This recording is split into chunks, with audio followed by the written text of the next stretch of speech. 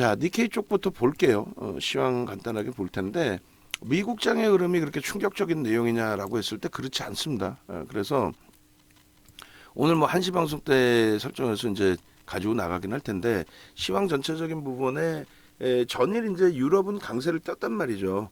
근데 미국이 약세를 띈 거는 특히 기술주 약세 띈 거는 아시다시피 FOMC 회의 결과 올해 이제 한 번 더 금리를 인상할 수 있다. 그런 내용의 기술주들이 민감하게 반영을 한 건데 결론은 항상 이렇게 보시라고 그랬죠. 오늘 하루에 시장이 깨졌구나 밀렸구나 이게 아니라 지금 미국은 여기 있고요. 그 다음에 일본은 여기 있고요. 그리고 유럽은 여기 있고 그다음 우리나라가 여기 있단 말이에요. 그러니까 이 상태에서 최고점의 기준이 미국 쪽의 기준에서는 최고점이 이 정도에 놓여져 있어요. 그래서 대략적으로 지금 한 3,000포인트대 수준에 놓여져 있는 거고 우리나라 지수 환산했을 때 일본 같은 경우는 3,300포인트 대비 더 올라와 있어요. 한 3,700 정도 우리나라 지수 환산했을 때. 그 다음에 유럽은 3,300포인트 넘긴 이후에 눌림이에요. 한 3, 4% 눌려 있어요. 그러니까 한 3,100, 3,200 정도에 놓여져 있는 거예요. 그러니까 우리나라는요. 지금 뭐 2,500이죠. 그러니까 그들이 강세를 띄었던 쪽이 눌림목을 맞는 거에 대해서 우리나라가 깊게 연동될 가능성은 제한적이라는 거. 전체 추이에. 그래서 요 갭은 메꿔질 수 있다라는 거. 역대적으로 그래 왔다라는 거. 그걸 꼭 염두에 두시고 결론적으로 이제 아시아 쪽이 열려 있을 때는 선진 시장은 일본뿐이 없어요. 동시간대에. 그다음 우리가 보는 거는 윤정도가 보는 거는 일본하고 호주 정도 봅니다. 중국은 쳐다도 안 봐요. 얘네들은 역대적으로 2000년 이후에 단 한 번도 글로벌 증시와 연동돼서 움직인 적이 없어요. 하다못해 항생도 중국의 영향을 제한적으로 받습니다. 근데 뭐 10시 반에 뭐 중국장 열릴 때마다 중국이 지금 개장추에 어떻고 아무런 의미 없어요. 중국이 7, 8% 빠질 때에도 7%씩 빠질 때도 2015년도 일주일간에 한 두세 번씩 7%씩 빠졌어요. 그럴 때도 글로벌 증시에 아무런 영향이 없었어요. 그러니까 이쪽은 중국은 경제 동향만 보시라는 얘기예요. 결론은 오늘 뭐 일본 쪽의 낙폭이 이렇게 뭐 크게 확장돼 있지 않고 또 미국 쪽의 선물 쪽은 시간외이기 때문에 1% 이상의 변동이 선물 쪽에서 형성되지 않는 한 그 부분에 대해서 그렇게 뭐 문제화하거나 부정적인 해석을 할 필요는 없다라는 부분을 말씀을 드리는 겁니다. 그런 맥락에서 말씀드리는 거고 자 일단 그래서 시황 부분은 조금 부담스럽긴 하지만 크게 우려되지는 않는다 그 말씀드리는 거고요.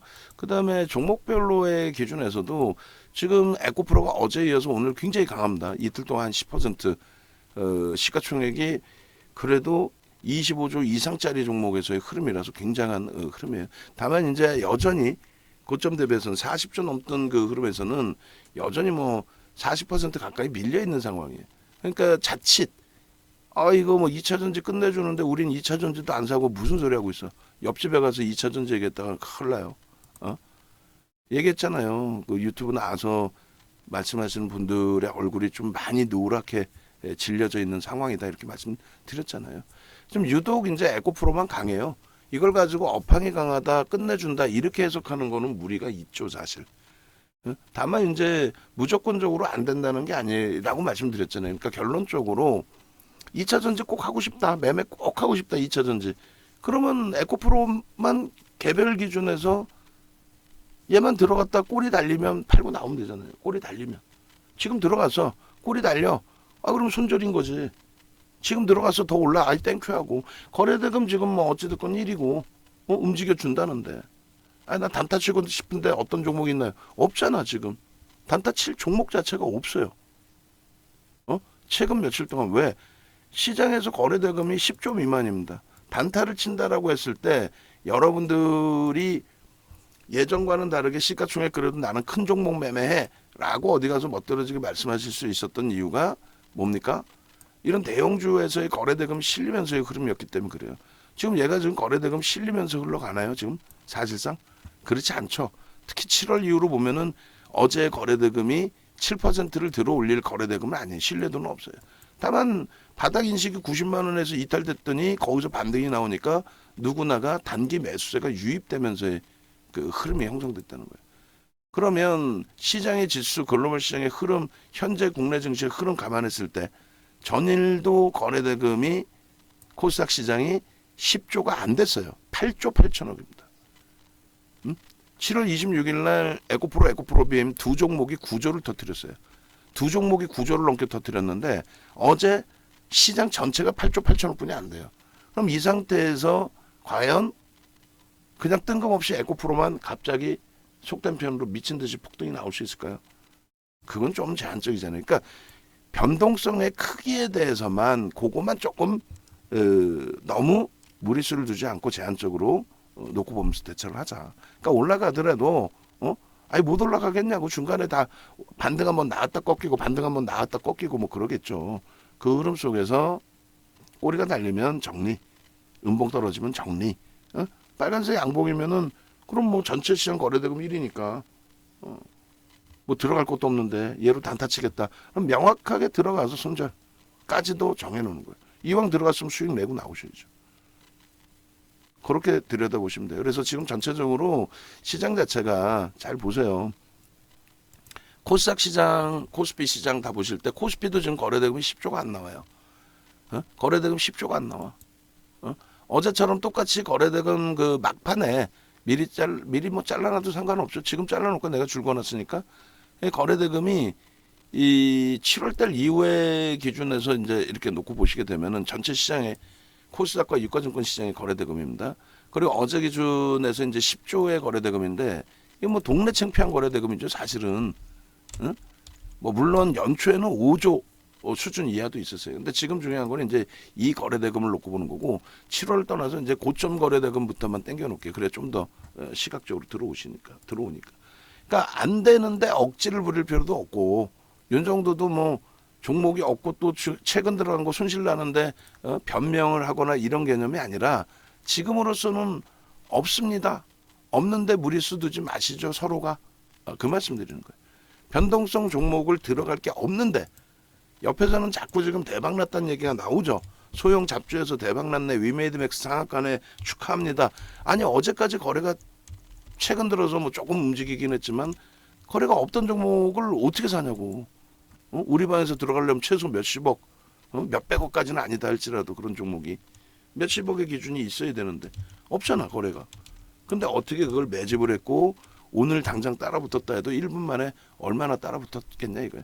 그리고 우리가 왕창 사서 들어 올린 거면 아이고 윤정두 선생님 내서 사셨어요? 아이고 우리가 한 번 더 들어 올릴 테니까 거기다 패고 나가세요? 이럽니까?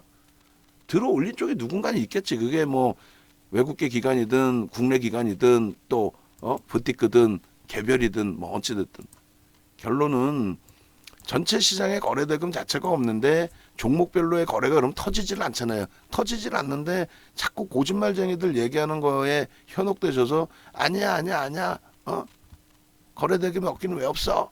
아니야 내 종목은 폭등할 수 있어. 요거만 좀 줄이시자 이거예요. 그리고 지금의 금리를 올린다면서요. 올해 안으로. 그 정도로 뭐예요?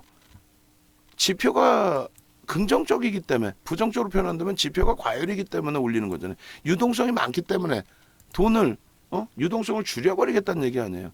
그게 악재예요. 현재 기준에서 호재인 거지. 금리를 올리는 과정은 호재인 거라니까. 금리를 올리는 과정.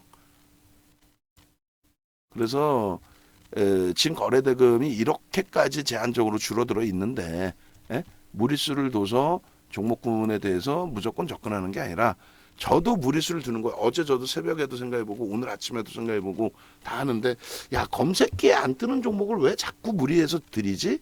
검색기에 안 뜨는데 왜 이럴 수 있습니다. 매수 더 들어올 수 있습니다. 왜 가정을 해서 들이지? 주력주는 그나마 상관이 없는데 왜 비주력주 단기 변동성 매매를 지금 이렇게까지 설명하면서 2차전지 안 됩니다라고 설명하면서 왜 우리 종목에만 얘는 괜찮습니다라는 이상한 분위기를 만들어드리지? 그러니까 윤정도도 혼나야 되는 거예요. 응? 윤정도도. 시가총액 상위 종목에 지금 빨간불은 2개뿐이 없어요. LG전자, 삼성물산. 그러면 LG전자는 주력이니까 그나마 들여다봅시다 한 거고 거래대금이 지금 거래량이 오늘 100만 주 터지길 기대하는데 시장이 조금만 안정화되고 일본이 마이너스 0.2니까 일본 니케이가 플러스로 전환되고 우리도 낙폭줄여서 들어 올려준다면 그렇다면 100만 주 나올 수 있어요. 100만 주만 나와도 시초가 대비 변동률 5% 정도는 볼 수 있을 걸로 추정을 해요. 근데 시장이 계속 눌려 있으면 그러면 거래가 안 나오기 때문에 아니 거래가 나온다는 거 위에 이 매물을 잡아간다는 거거든요. 거래가 없다는 거는 밑으로 던지는 물량 그냥 찔끔찔끔 나오는 그 물량에 호가만 밀리는 거예요. 대형주의 기준에서는. 정상적인 극대형주 실적이 뒷받침되고 수급이 일정 범위 뒷받침돼 있는 쪽은. 결론적으로 전체 시장이 다 파라니까 우리 종목 빠져도 괜찮습니다. 이 내용이 아니라 시장 자체 거래 대금 지금 많이 둔화돼 있다. 둔화돼 있는데 그런데 결론은 윗방향이다. 왜? 디커플링 상태에 놓여져 있는 부분에 해소, 디커플링 상태에 놓여져 있는 부분에 대한 해소. 아이고. 해소가 우리나라에서 나와줘야죠. 우리나라 그 흐름에서는, 국내 지수의 흐름에서는. 그래서 일단 뭐 어제 원고 위주로 다 하시면 돼요. 어제 원고 위주로. 그렇게 하시고 자 이렇게 해서 어제 이제 그 장중에 가져 나갔던 원고에 시황 부분이 포함이 돼 있거든요. 그래서 그 시황 부분들 같은 경우에도 이제 같이 여러분들이 놓고 보실 필요가 있는 거고 2차 전지도 이제 뭐 에코프로 또 잘 움직여주고 있으니까 뭐 아마 이영철 대표 쪽에서는 에코프로 편입을 하고 가지고 있는 걸로 알고 있어요. 뭐 그런 데서 수익 내시면 되는 거고. 또 검색기에까지 떠주고 프로그램 쪽에 개선되는 게 보여주면 우리도 따라 붙을 거고 그렇지 않고 꼬리 달리고 꺾이고 그러면 우리도 차익 실현하는 거지 당연히. 예. 가지고 계신 분들 이용철 대표님 방에 또 함께 계셔서 수익 나신 분들은 그렇게 하시면 되는 거고 그다음에 요거 항상 그래서 요거 보시라 그런 거예요. 이격이 다우지수하고만 이격이 좀 계속 있었어요. 다우 쪽 미국 쪽은 이제 유동성을 원체 풀어놔서 그래서 방향은 똑같습니다. 올라가고 코로나19 때 바닥 찍고 다시 신고가요. 사상 최대치 신고가. 코로나19 때문에 오히려 유동성이 공급이 돼서 경기 부양책이 나와서 그래서 그 흐름 이후에 이제 눌리고 돌리는 과정에 우리가 조금 더 한 템포 깊었고 뭐 바닥은 똑같이 이제 형성을 했는데 한 템포 더 깊었고 돌릴 때 제한적이고 그럼 결론은 매번 똑같던 그 흐름이 이격이 발생된 게 지금 여기서 굉장히 크게 발생됐잖아요. 요건 따라 붙는다라고 해석을 하자니까요. 누가 그러니까 그게 누굴지에 대해서만 고민을 하자니까요. 그게 누가 될 건데 하이닉스, 삼성전자, 현대차 윤정도 말 듣지 마시고 실적을 바탕으로 매집에 들어온 자동차와 그리고 업황 개선을 바탕으로 해서 들어온 IT와 그러니까 2차 전지의 업황 개선은 눈을 씻고 봐도 실적 부분이 제한적으로 증가한단 말이에요. 그리고 IRA에서도 말씀을 드렸고, 그죠? IRA에서도 그리고 어제 이제 야간 방송에 표 이쁘게 작업된 부분 가지고 나서 설명을 드렸는데 이것도 기회가 되면 길게 설명을 드릴게요. 굉장히 중요한 시점에서는. 그 자동차 쪽은 어느 방향이든 민주당, 공화당 어느 방향이든 자동차 쪽은 뭐 긍정적으로 해석할 수 있는 기준이 됩니다. 그렇게 놓고 보시고 그 다음에 현대차 같은 경우도 올해 들어서 가장 많은 매집이 돼 있는 게 현대차란 말이에요. 외국인들이 940만 주 수량을 보지 마시라니까. 유통 물량도 그다지 없는 현대차에 외국인이 기간은 0.3%, 0.4%뿐이 안 판 거예요. 저거 2억 1,100만 주짜리 종목에 5% 가까운 매집이 된 거예요. 19만 원 수준에. 응? 그러니까 매집에 대한 목표 주가를 이렇게까지 잡아드리는 거죠. 22만 7천 원 1차. 그리고 그 이상으로. 응? 그건 뭐 교육자료에 2008년도 교육자료에 돼 있잖아요. 그래서 지금 뭐 시장 상황을 말씀드리는 겁니다. 시가총액 상위에 코스닥 쪽에 이제 에코프로가 강세를 띄니까 뭐 조금씩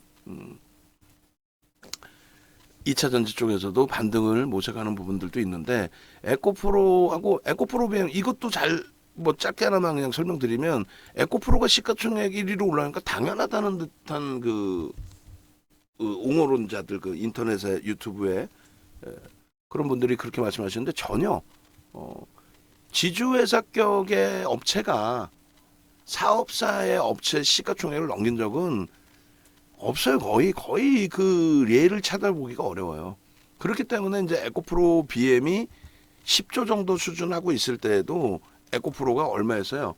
1조 원대 2조 원 이렇게 했단 말이에요. 2,500만 주였거든요. 지금 주식순으로 갖고 2,600만 준 거고 작년까지 2,500만 주 수준이었는데 그 2,500만 주의 주가가 우리가 처음 들어가는 게 얼마냐면 7만 원이란 말이에요. 7만 원대. 어? 날짜가 정확히 7월 23일입니다. 24일 날부터 들어갔나 그럴 거예요. 왜냐하면 7월 23일 날 아마 시간에서 실적 발표 나오고 나서. 그래 에코프로가 상한가 가야 되는데 시간에서 에코프로 BM이 시간에서 에코프로가 상한가를 갔어요. 어찌됐든 그때 기준의 시가총액 그러면 계산해주면 2조가 안 되죠. 에코프로 BM은요 10조로 왔다 갔다 했고. 근데 수급 논리에 의해서 2차전지 정확히 어떻게 간 걸 어떻게 갔는지를 기억해 보세요. 정확히 2차전지 정확히 어떻게 갔는지. 예? 별거 없어요. 2차전지 2020년도에 이 정책이라는 부분이 어느 정도로 정책 범위가 중요하냐면 이런 부분이란 말이죠. 지금 17년도 자료를 보여드리는 건데 2017년도 자료 보시면 이렇게 돼 있어요. 지금 하나하나 다 여러분들 지금 2차전지 갖고 계신 분들이 계시니까 말씀드리는 거예요. 지금 꼬리 달렸어요. 그럼 약속했죠. 꼬리 달리면 차익 실현한다. 응? 들어가신 분들의 경우는 그 기준인 거고 그것도 뭐 기준이 있으시면 되죠. 난 꼬리가 달려도 3%에 팔 거야 라든가. 그럼 뭐 그 기준만 잘 지키시면 돼요. 후회 없이. 응? 윤정우처럼 조금 더 볼까 이러다가 낭패 보지 마시고. 응? 그리고 알테오젠이 또 떠 있어요. 근데 시장 조치 들어가 있는 거라서 알테오젠 들어가진 않습니다. 그리고 알테오젠 원고에 누락돼 있는 거 있죠. 원고에 누락돼 있는 거 있어요. 이시돌 점 선생님 질문 주신 내용. 그걸 넣어줘야지. 왜 우리가 알테오젠을 단기간 지정 예고 들어가 있는데도 들어다 보는지를. 이게 굉장히 중요한 내용입니다. 이게 언제 거냐면 2017년도 거예요. 외교부에서 나오는 내용입니다. 외교부에서 이게 이제 정책 때문에 그렇거든요. 2017년 4월 3일 날. 요것도 오늘 그 표 작업 간단하게만 해주세요. 요것도 그 효주 씨가 어제 IRA를 했다면 요것도 같이 묶어서 공부를 해주셔도 돼요. 응? 이걸 묶어서 모르겠으면 나중에 제가 한번 정리해서 녹화를 하는 거 있으면 그걸 들어보시면 되고. 미국의 트럼프 대통령이 2017년도에 취임식을 합니다. 16년도 11월 9일 우리나라 날짜 기준으로 16년도 11월 9일 윤정두 생일날 우리가 유화증권 6층 거기가 512평이거든요. 거기에 사무실을 회사를 법인을 거기에 오픈을 해서 도서 주식 투시경 윤정두의 주식 투시경도 그날 16년 11월 9일 윤정두 생일날 나왔는데 우리나라 날짜 기준으로 미국 대선 결과가 그날 나왔어요. 근데 농담이 아니라 그때 당시에 미국의 여론조사나 이런 걸 다 감안했을 때 트럼프 대통령이 오히려 우세하다라고 저는 설명을 해드리는 상황이었고 언론에서는 이제 클린턴 여사가 우세하다라는 것으로 이제 그 조금씩 방송이 더 많이 나오긴 했는데 하여간 결론은 트럼프 대통령이 취임하자마자 한 첫 번째 기준이 정책의 변화라는 거예요. IRA 그 설명드린 것처럼 IRA 분명히 그랬잖아요. 중간 선거를 앞두고 미국의 민주당 쪽에서 지지 세력들의 결집을 위한 정책을 내놓은 거다. 이 정책은 사실 1년 지나고 보면 아무 의미가 없을 수 있다. 왜? 기존에 다 나와 있던 정책이라. 요약본 맨 위에 보시면 이 요약본 하나를 별도로 이렇게 크게 잡아놓으세요. 써머리 잡아서 서술형 말고. 기후변화 대응, 의료비 지원, 법인세 인상. 이게 뭐냐면은 미국의 민주당이 공식적으로 정치자금 후원받는 쪽에 대한 업종 쪽에 대한 기준이에요. 그래서 기후, 친환경 쪽. 공화당은요 무조건 뭐 전통 에너지예요. 아버지 부시, 아들 부시 때 걸프전, 이라크전 그러면서 석유 산업에 대해서 장악, 또 무기, 방산 그래서 방산 전쟁하고 난 무기 패트리어트 미사일을 우리나라에 강매를 시키고 또 의료 지원에 대해서도 오바마 케어를 진행하면서 복제약품 바이오 쪽을 규제를 완화해주고 그리고 공화당은 전통 의약품의 기준을 잡고 법인세를 인상을 함으로써 세제 부분을 늘리고 트럼프 대통령 쪽은 법인세를 낮춰주고 부자감세라는 이야기를 듣게 되고 그리고 이제 IT 쪽에 대한 지원에 대해서는 법인세를 올리더라도 IT 기업에 대해서는 혜택을 주죠. 그게 민주당. 그러니까 이게 극명하게 엇갈려 있어요. 그래서 이 부분에 대해서 민주당이 들어오면은 바로 클린턴 대통령 때 교토우정서 그리고 오바마 대통령 때 파리기후 협약 그걸 부시 대통령 때 교토우정서 파기 그리고 트럼프 대통령 때 바로 미국의 에너지 독립 행정명령 이 부분을 다시 깨버린 거예요. 깨서 이게 좋다 나쁘다가 아니에요. 미국의 공식적인 정치적 후원에 대한 얘기란 말이에요. 깨서 환경보호 정책의 방향을 완전히 바꿔버립니다.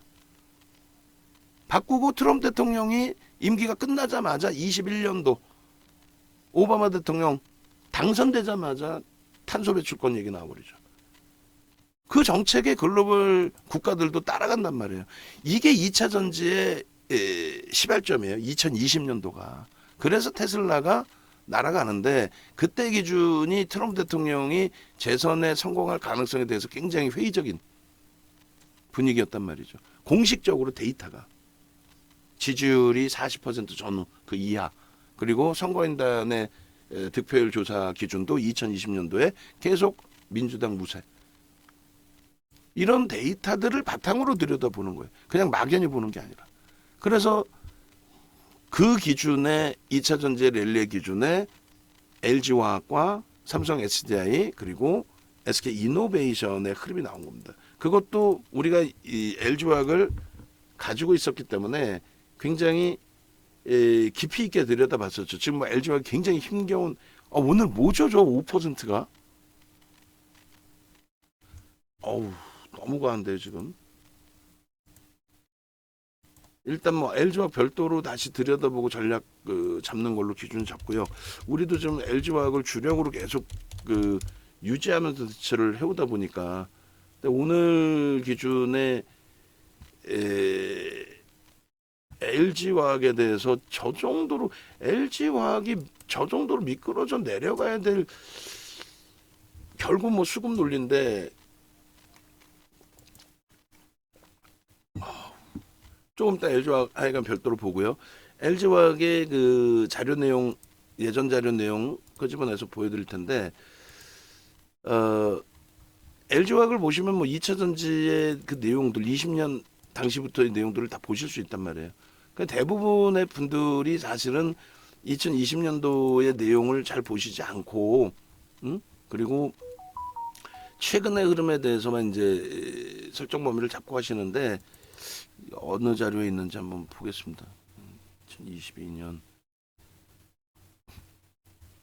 그래서 2020년도에 이 종목군들, 그러니까 LG화학의 기준에서는 LG에너지 솔루션을 빼놓을 수 없는 거고 물적 분할이 악재라는 분위기가 굉장히 컸었잖아요. 근데 물적 분할은 절대 악재가 아니에요. 지금으로 다시 해석을 하시더라도 자 이게 2차 전지에 대한 랠리의 기준입니다. 그러니까 2020년도 당시의 기준의 랠리의 기준입니다. 그래서 2020년도 당시를 놓고 보시면 2020년도 3월부터 2020년 8월까지 저 시가총액이 큰 이 당시의 시가총액은 엄청난 거죠. 이 시가총액이 큰 LG화학, 삼성 SA, SK 이노베이션의 등락률이 240%예요. 이게 말이 됩니까? 5개월 만에? 예? 시가총액이 코딱지만한 애들도 아니고 이 당시 시장 지수가 낮았기 때문에 16조라는 거는 어마어마한 겁니다. 어마어마한 거. 우리나라 역대 시가총액이 지수가 2200포인트, 2300포인트가 고점일 때 당시에요. 3300 넘긴 건 코로나19 터지고 나서 그 이후에 1월이죠. 그 다음에 1월. 얘가 100만 원, 105만 원 찍을 때 기준. 이때 당시에는 지수 자체가 그렇게 높지도 않고 시가총액이 전체적으로 그렇게 높지 않은 시점이란 말이에요. 이때 시가총액 순위가 LG화학이 6위든가요? 5위든가요? 하여간에 결론은요. 240%가 이게 말이 되냐고. 농담이 아니라. 이런 급등 이후에 이 조종은 LG화학이 물적 분할 때문에 LG화학만 조종받은 게 아니라 2차전지가 이렇게 많이 올랐기 때문에 이렇게 밀린 거예요. 아니 SK이노베이션이가 얘가 물적 분할한 것도 아닌데 얘가 더 빠져. 왜? 얘는 시가총액이 가볍거든요. 응? 상대적으로. 결론적으로 가장 많이 오른 SK이노베이션, LG화학하고 뭐 솔직히 비슷하게 올랐는데 빠진 거는 뭐 40% 가까이. 그러니까 2차 전지가 2020년도에 이들을 위주로 움직였고 나머지 개별 기준에서 2차 전지 나머지 뭐 에코프로도 움직였고 다 가긴 했습니다만 이게 이제 스타트인 거고 21년도에 쉬어갑니다. 그리고 이제 테슬라 강세에 연동된 부분이 일부 있고 21년도에 우리나라 3월에 고점 찍고 밀렸으니까 그러고 나서 22년도 하반기에 날아가는데 두 가지 요인이 있어요. 21년 하반기에 날아가는 거에 두 가지 요인. 뭐뭐 있다고 그랬어요. 첫 번째 요인이 LG에너지솔루션에 대한 비중에 대한 조절. LG에너지솔루션이 정확히 7월 말에 LG화학에 대한 보호해주고 풀립니다. 81.84%. 그게 풀리다 보니까 MSCI 지수에 LG에너지솔루션의 비중이 높아져요. 유동 비율이 높아지면서. 또 코스피 200 지수에 대한 유동 비율이 높아지면서 역시 기관 수급이 조금 더 들어와야 되는 상황. 결론은 그걸 바탕으로 LG에너지솔루션이 움직이니까 누가 가겠어요? LG화학, 삼성 SDI 가겠죠. 그들이 가다 보니까 2차 전지 가는 거야? 그 상태에 IRA가 터져줍니다. IRA가 터져주면서 중국산 리튬 원자재를 못 쓰게 하니까 결국은 폐배터리 얘기가 나오죠. 폐배터리 얘기가 나오니까 세비캠이 날아가고 무슨 또 석유하이텍이 날아가고 그 기준에서 그 다음 범위가 어떻게 돼요? 그 다음 범위가 뭐 리튬 얘기 나오고 그런 말 같지도 않은 금양 이런 2200억짜리 10조까지 땡기면서 콩고와 몽골에 광산 개발한다고 자사주 2200억짜리가 10조까지 올라오는 과정에 자사주 1650억인가요? 그거 장래매도에서 다 팔아먹고 그 돈을 결국을 몽골이나 콩고 개발한다고 글로 돈 다 솔직히 표현하면 다 빼돌렸다고 볼 수도 있는 거예요. 그리고 그 담당자는 지금 공시를 보면 3명에서 5명뿐이 없습니다. 응? 몇백억 몇천억짜리 배터리 아저씨 얘기대로 한다면 116조짜리 사업을 하면서 담당자가 3명 5명뿐이 없어요. 그런 상황의 흐름의 2차 전지 랠리의 기준인 거예요. 근데 지금 나오는 게 리튬 가격의 하락, 또 각국 정부에서의 전기차 보조금 지급의 축소. 왜요? 코로나19 끝나고 경기가 살아나 있으니까. 미국 정부의 공화당 쪽에 승기가 잡혀있다. 이런 내용들. 그러다 보니 주가가 어떻게 돼요? 테슬라의 주가가 21년도 고점 대비 75% 밀렸다가 올해 들어서 가격 반발력이 세게 나왔는데 고점 대비 여전히 35% 이상 밀려 있는 거죠. 그죠? 그러니까 누군가가 왜 테슬라하고 2차 전지를 비교하냐라는 말씀하셨는데 테슬라의 올해 들어서의 폭등 랠리 그것이 이제 우리나라 구정 연휴 기간 때 나온 폭등이었어요. 바닥 반발력이. 그러고 나서 1월 25일 날 뭐 전혀 1월 25일 날 2차 전지 전 튀고 올라올 줄 알았는데 못 움직였어요, 사실은. 레인보우 로보틱스가 이제 시장화두로 상한가 가고 26일 날 포스코 퓨처엠이 얼마? 14% 올라온 거예요. 그게 솔직히 얘기하면 그게 2차 전지의 올해 들어서의 시발점입니다. 어떤 이유? 테슬라의 바닥 반발력과 어떤 이유? 포스코 퓨처엠의 14% 폭등. 그 이후에는요. 2월 1일부터 정확히 2월 1일부터 에코프로 BM 8%, 2월 7일 에코프로 21.82%. 이게 1월 26일 14%. 포스코 퓨처엠. 이 당시에 14%는 상상을 초월하는 거래대금 1위지 뭐.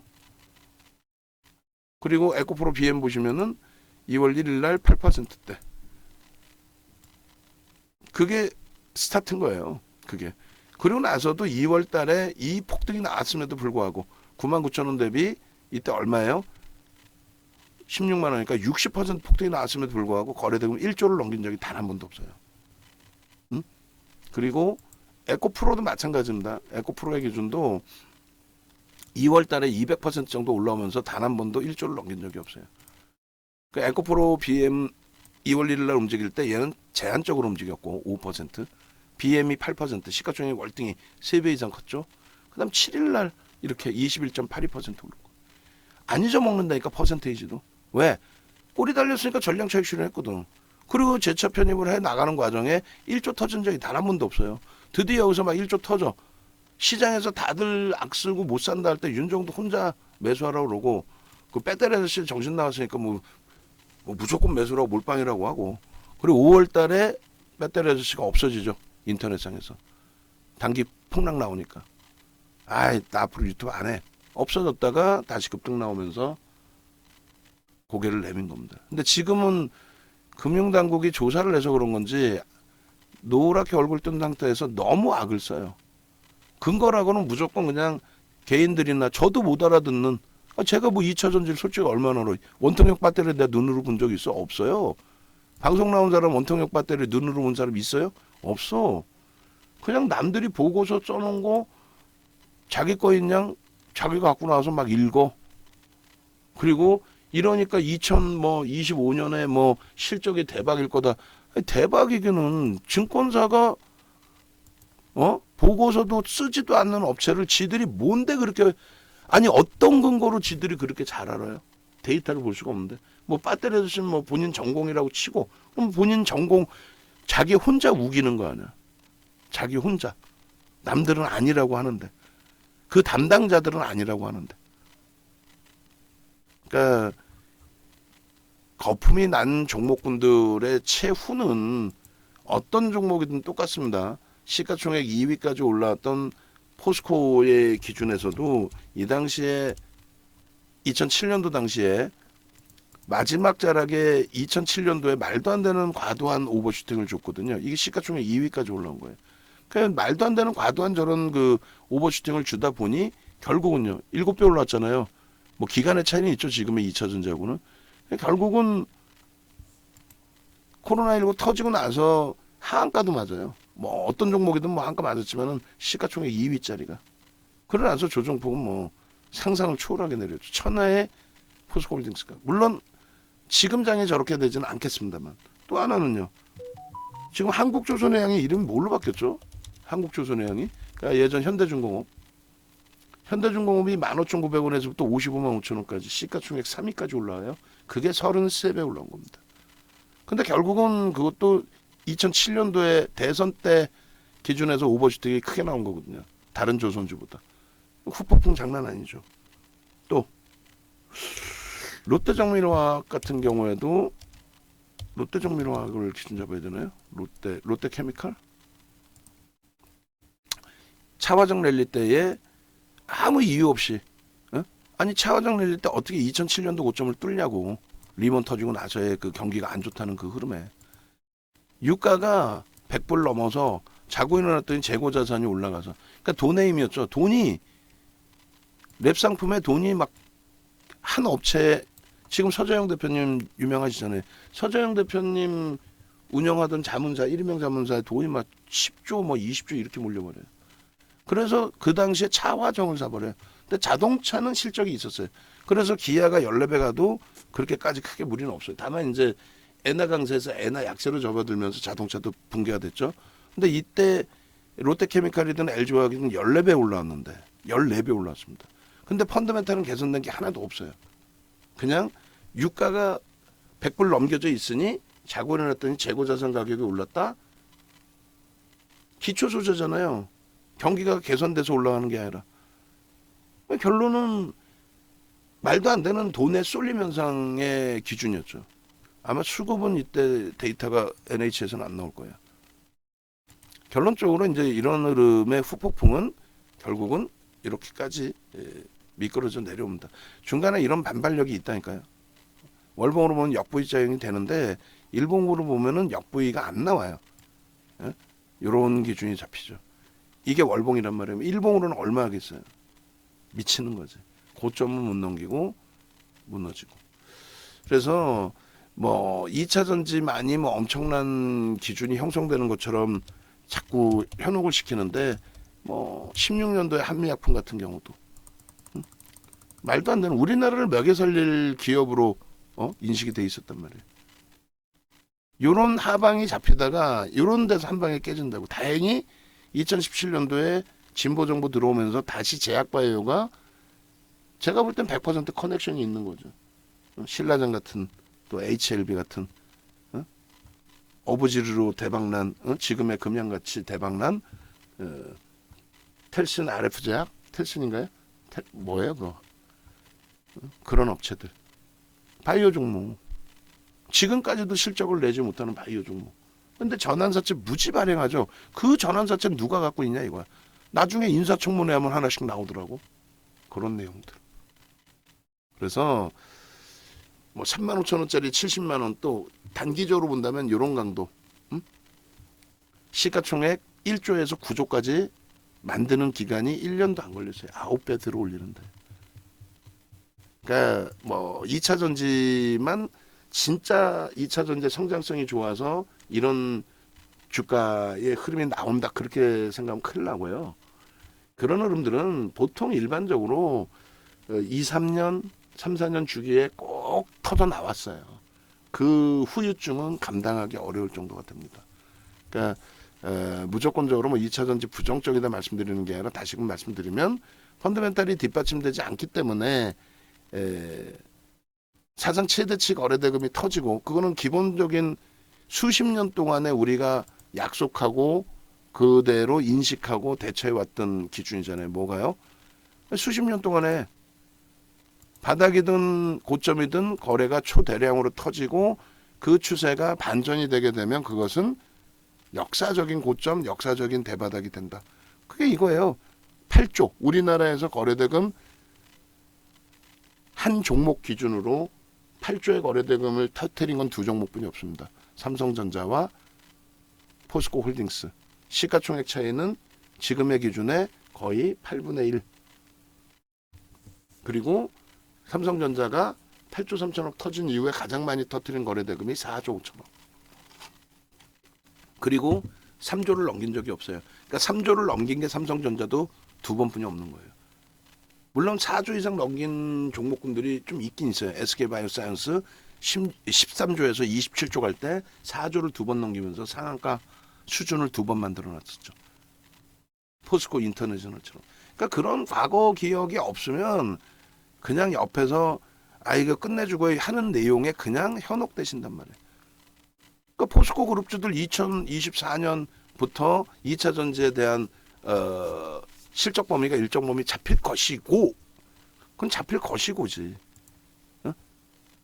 이베스트에 우리 이창환 씨 뭐 무슨 부장 해갖고 나오는데 그 친구가 지금 이베스트의 리서치 담당 아니잖아요.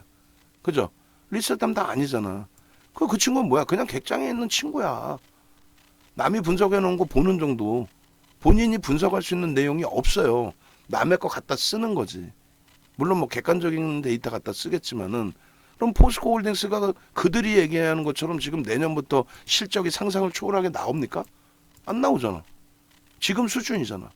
그러면 철강주는 전통적으로 PBR이 0.3에서 0.6 움직였다고. 근데 저걸 지금 저평가라고 얘기하잖아요. 1배 미만이니까 저평가다. 철강은 성장성이 제한적이기 때문에 항상 그래왔단 말이에요. 0.3에서 0.6 PBR이.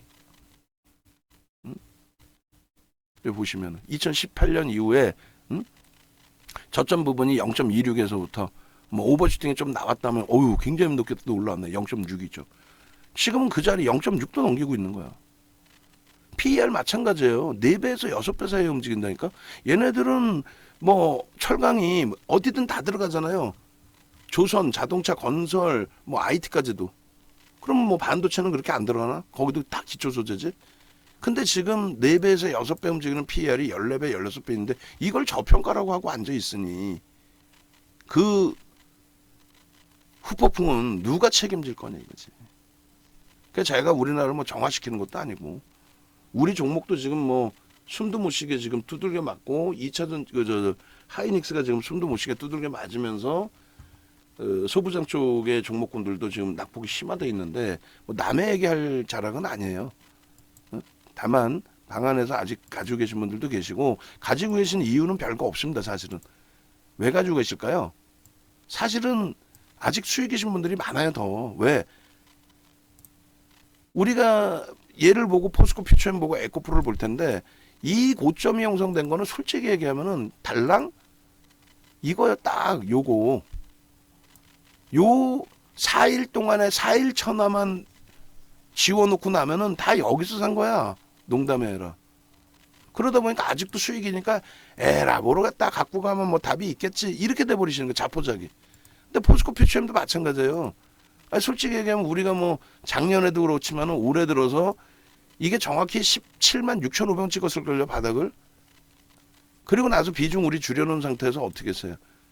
18만 원에서 다시 17만 6,500원 이탈되면 그때 진짜 정리하더라도 나머지 5% 그대로 유지하자 하고 이날 26일 날 아까 말씀드린 것처럼 테슬라의 영향발 개장초부터 터져 그냥 따라붙어서 문자 12번씩 나가면서 비중 꽉 채우고 그리고 전량차익 실현 여기서 재편입 또 전량차익 실현 또 재편입 전량차익 실현 요 자락에서부터 그죠? 그래서 가장 일찍 팔았다고 해도 53만 원. 좀 여유롭게 파셨다 해도 요 자락이야. 근데 그러면 여기서부터 여기까지 주력으로 계속 갖고 왔잖아요. 안 그래요? 주력으로 계속 갖고 왔지.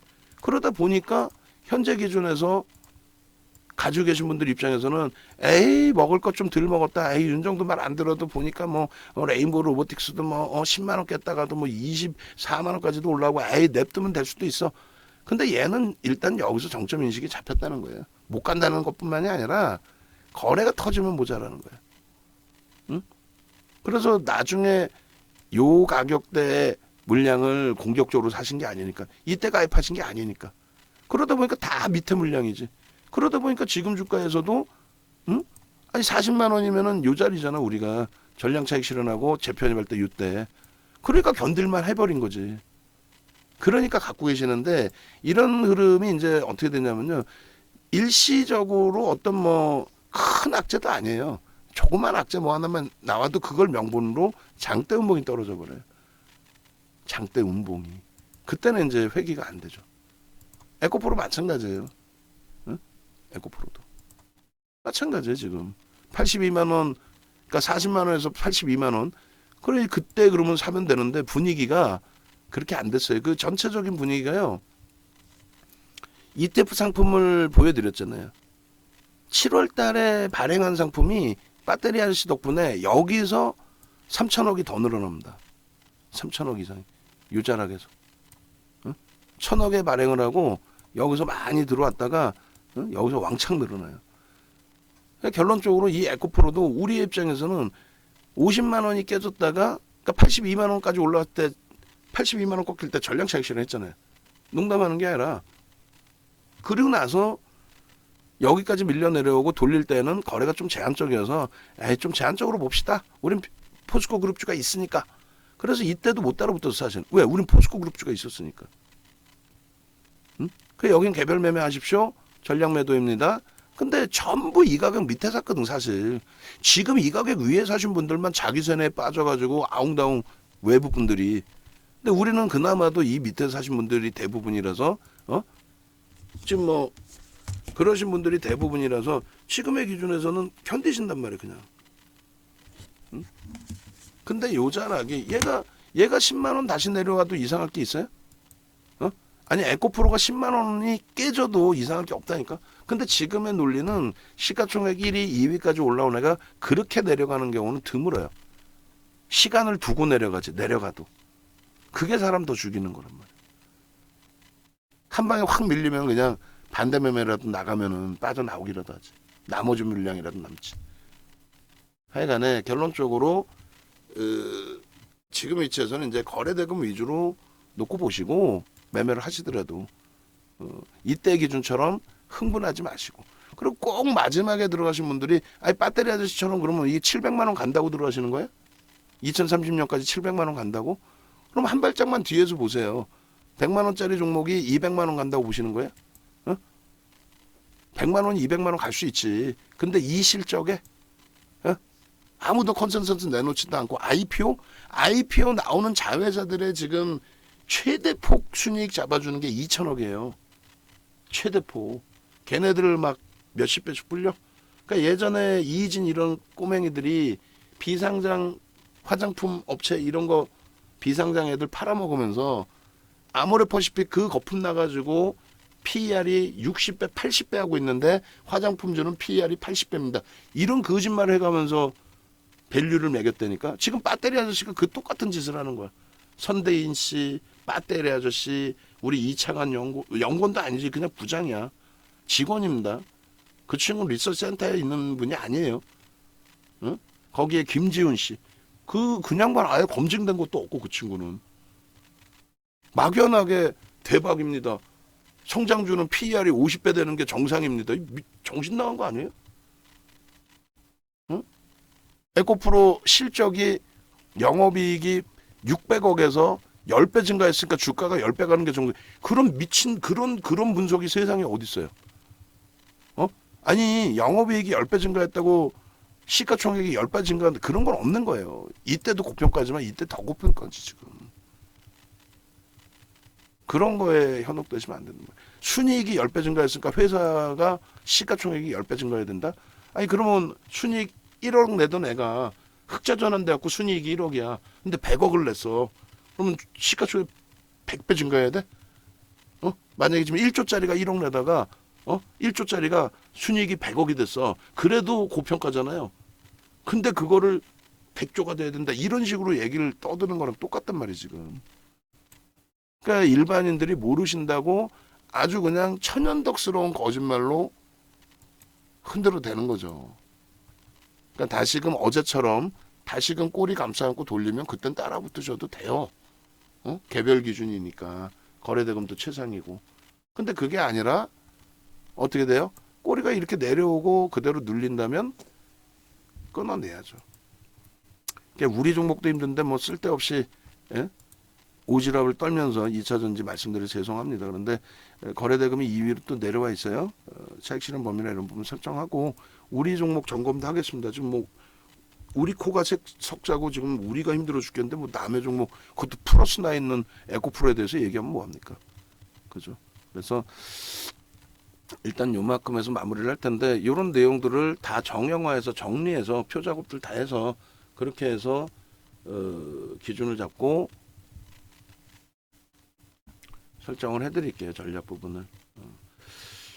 외부에 계신 분들 홈페이지 찾아오시고 뭐 지금 뭐 많이 우리도 힘겨운 상태가 됐습니다. 지금 이 상태라면 하이닉스도 2%나 밀리고 LG화학이 너무 지금 두들겨 맞았고 나머지 쪽에 IT 쪽에 우리가 이제 그 변동성 매매로 보고 있는 주성 엔지니어링, 하나마이크론, 한미반도체도 너무 힘들어요. 너무 힘든데 지금 기준에서는 차분하게 대처해서 여기서 시장에 돌려진다면 누가 시장을 견인할 건지 그 부분을 좀 놓고 보자는 거고요. 지금 일본 니케이 지수가 0.7까지 낙폭이 좀 확대됐어요. 그렇게 되면서 연동되는 흐름도 있는 건데 0.7입니다 지금. 그리고 우리나라가 지금 1%까지 낙폭이 확대됐습니다. 코스닥도 에코프로까지 이제 꼬리가 좀 달리면서 뭐 시장에 밀려서 에코프로가 밀리는 영향도 있고요. 에코프로가 밀리면서 2차 전지 낙폭이 좀 더 다른 쪽이 커지면서 코스닥 하락이 좀 더 높아진 것도 있고요. 여러 가지인데 일단은 시장 영향 부분으로 좀 해석하는 게 맞겠죠. 에코프로에 꼬리 달린 거는 시장이 밀리면서의 흐름이다. 이렇게. 그다음 유가증권 시장의 흐름은 아무래도 이제 뭐 IT 쪽에서 힘을 못 쓰고 있는 데다가 거기에 이제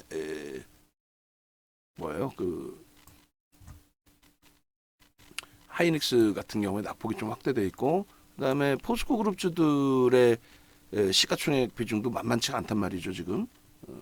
그래서 그쪽의 조정폭도 지수의 조정으로 연동된 것 같습니다. 결론 돌릴 때 누가 돌릴 것이냐 얘기했어요. 마지막으로 한 번 더 보여드려요. 돌릴 때의 기준에 누가 기준이 돼서 시장을 돌려줄 것이냐. 첫 번째 실적이 뒷받침돼서 사상 최대치 실적 그리고 우리나라의 영업이익 순이익 올해 1위 현대차 그리고 기아 그리고 업황이 아까 말씀드린 것처럼 순이익 1억짜리 회사가 순이익 10억으로 증가했다고 시가총액이 10배 뛰어야 된다. 그런 말 같지도 않은 논리에 현혹되지 마시고 제대로 된 실적 2024년보다도 2025년에 엄청난 그것도 보고서가 한 군데가 아닌 수십 군데에서 보고서가 나온 IT 종목에 결국은 윤정두 주장이 아닌 외국계 기관 투자자, 국내 기관 투자자의 매집이 올 1월부터 또 하이닉스 5월 이후부터 엔비디아 폭등 나올 때 그 기준부터 집중돼 있었다. 그렇게 해석을 하시면 됩니다. 오늘 원고 기준은 똑같이 어제랑 비슷하게 주시는데 거기에 테슬라, 엔비디아 같이 넣어주시면 돼요. 그 순서만 제가 좀 정해놓을 테니까 일단 그것도 다시 좀 올려놔 주세요. 그렇게 해서 2차전지 부분에 예전에 포스코 홀딩스 이렇게 2차전지 올렸잖아요. 그거랑 똑같이 에코프로 넣어주시고 어제 에코프로 제가 차트 주지 않았나요? 올려놨었잖아 어제. 그죠? 어제 무방에서도 올려놓은 것 같은데 에코프로 아닌가? 올려놨을 텐데 이거 에코프로 아니에요? 이런 거 주세요. 이런 거 같이 넣어주세요. 넣어져 있어요? 그렇게 해서 기준 잡는 걸로 설정을 하겠습니다. 외부에 계신 분들은 합류하셔서 일단 요 시장으로 어려운 시장이 돌려지게 되면 주도주 다시 잘 잡아서 제2의 2차 전지 뭐 그 정도의 변동성의 확장은 아니더라도 연말 마무리 잘 하셔야죠. 수익 확정 잘 지시고 대처해야죠. 그렇게 기준 잡으시면 되겠습니다. 그리고 이제 영상 작업하신 분들은 앞부분 좀 빼고 아니면 앞부분도 다 넣어도 상관없으려나? 2차 전지 기준의 영상 부분으로 같이 넣어 놓으시기 바랍니다.